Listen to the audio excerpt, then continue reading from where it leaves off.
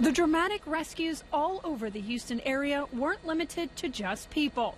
Watch as this boat heads to rescue horses flooded out of a stable, leading them as they struggle to swim through the deep waters. Until they eventually reach dry land.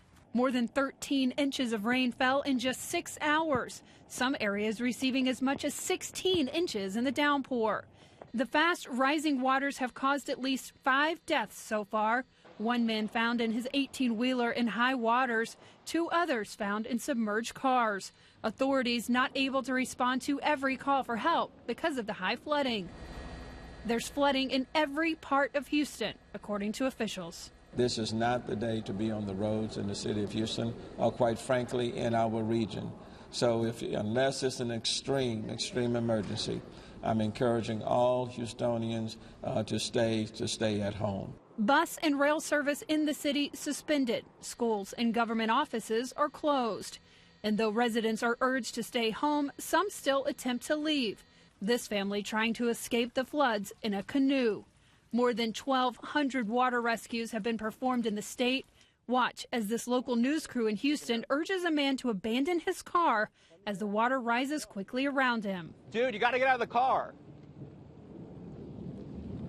You got to get out. Swim! What? Swim! Swim! Leave the car, swim! Stay in the car? Leave the car, swim!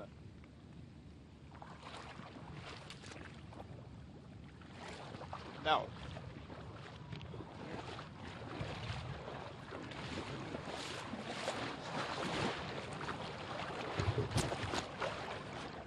Come here, sir. Sir. Come here. Thank you. Did you just not think the water was that deep? Yeah, I didn't think the water was that deep. My car is under. Your car, you got to leave the car. In addition to the rain, the storm brought hail the size of golf balls seen here at this golf range in Houston. Cars all over the area were at a standstill, unable to pass through the storm. Residents were trapped in this Houston apartment complex, unable to make it down to the first floor because of the water. And the flooding is not over. Heavy rains will continue through Tuesday before the storms move on. Jennifer Gray, CNN, Atlanta.